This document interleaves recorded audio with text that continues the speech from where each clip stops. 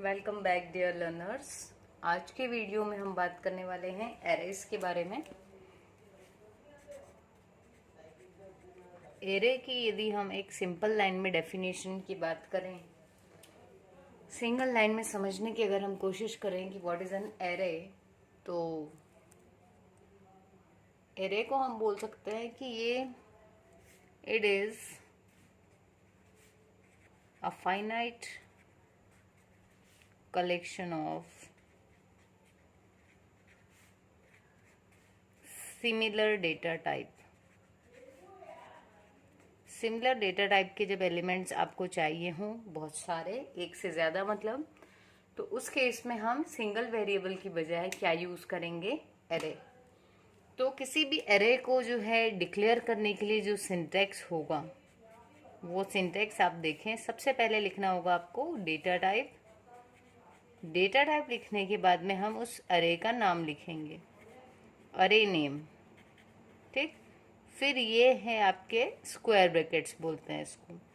इसके अंदर कुछ नंबर में आप इस अरे की साइज को डिफाइन करेंगे एंड देन सेमीकोलन। इस तरीके से हम किसी भी एरे को डिक्लेयर कर सकते हैं। So it is syntax to declare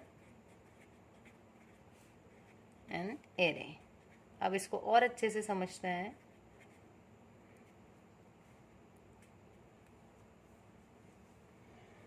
देखो,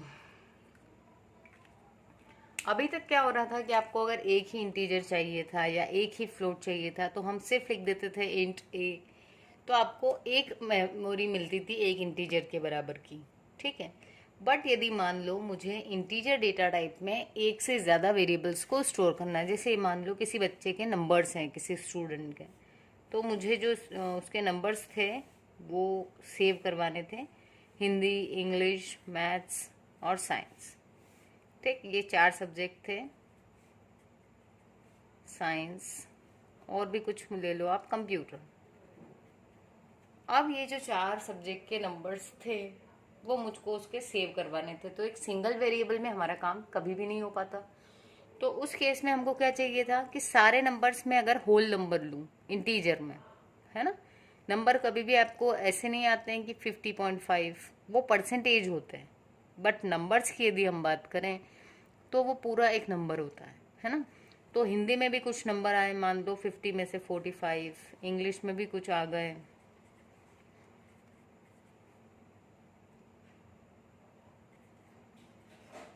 ये सारे नंबर्स हो गए। ठीक। तो अब हम अगर इसको देखें तो हम समझ सकते हैं कि हमको यहाँ पर 5 इंटीजर्स की ज़रूरत थी। अब यदि मैं 5 इंटीजर लूँ तो सबको एक एक करके हमको यूज़र से रीड करना पड़ेगा और एक एक करके डिस्प्ले करवाना पड़ेगा। तो वेरिएबल के नेम्स अलग होने से आपको हर किसी को सी आउट करके उस वेरिएबल का नाम लिखना पड़ेगा। ठीक है। तो अगर ये 4-5 थे तो भी चल गया, लेकिन मान लो बहुत लंबे लिस्ट हो यदि, तो हर किसी को प्रिंट करवाना, ये जो है अगर हम बीच में किसी को भूल गए, है ना, किसी वेरिएबल का नाम नहीं लिखा यदि, तो फिर वहाँ पर प्रॉब्लम आती है। तो ऐसे केस में वेरिएबल के अलग अलग नाम रखने की बजाय किसका यूज़ किया जाता है? अरे का। क्यों? क्योंकि हम ये इसके थ्रू देख सकते हैं कि जो वैल्यूज स्टोर हुई, ये हिंदी इंग्लिश सिर्फ लिखा है, ये स्टोर नहीं होगा। ठीक है, इनके मार्क्स स्टोर होने, तो हम देख सकते हैं कि जो इसमें वैल्यूज स्टोर हुई हैं वो सारी इंटीजर टाइप की हैं। ठीक है। तो अगर सब एक ही टाइप की वैल्यूज आपको स्टोर करवाना है, सिमिलर डेटा टाइप, उस केस में हम उस डेटा टाइप का अरे बना देंगे। ठीक है। तो जैसे यदि मुझे एक अरे बनाना है जिसका नाम रखना है मान लो मार्क्स, ठीक है, और ये 5 मार्क्स उसमें स्टोर करवाने थे, तो इसको हम डिक्लेयर कैसे करेंगे? सबसे पहले लिखेंगे डेटा टाइप, जो मेरा था इंटीजर। अब हम अरे का नाम लिखेंगे जो था मार्क्स। ठीक है। मार्क्स लिखने के बाद क्योंकि मुझे 5 नंबर सेव करवाने थे तो मैंने लिखा 5। इसका सिंटेक्स ये फिक्स है कि आपको पहले डेटा टाइप लिखना है, नाम आप कुछ भी लिख सकते हो और साइज आप कितनी भी दे सकते हो, बट ये साइज कैसे दोगे? इस स्क्वायर ब्रैकेट्स के अंदर। अब जैसे ही ये डिक्लेयर होगा ना, तो इंटीजर का जो वेरिएबल होता है उसमें इंटीजर में एक मेमोरी स्पेस कितनी मिलती है एक वेरिएबल के लिए? 2 बाइट की। तो ऐसे ये टोटल 5 इंटीजर वेरिएबल्स के लिए मतलब टोटल 10 बाइट्स की मेमोरी को अलोकेट कर देगा।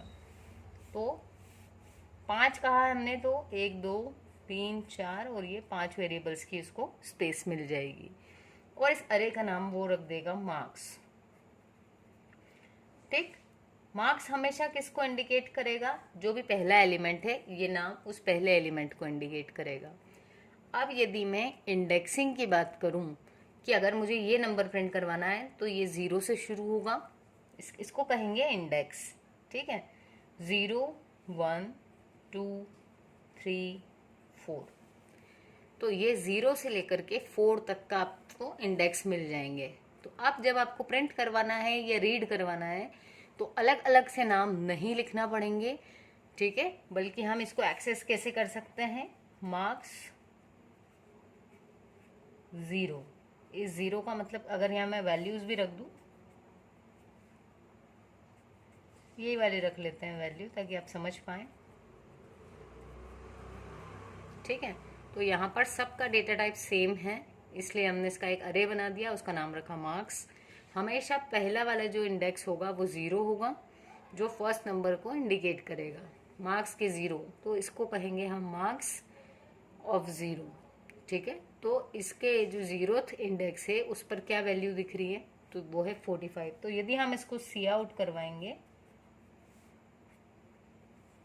तो ये वाली वैल्यू प्रिंट होगी।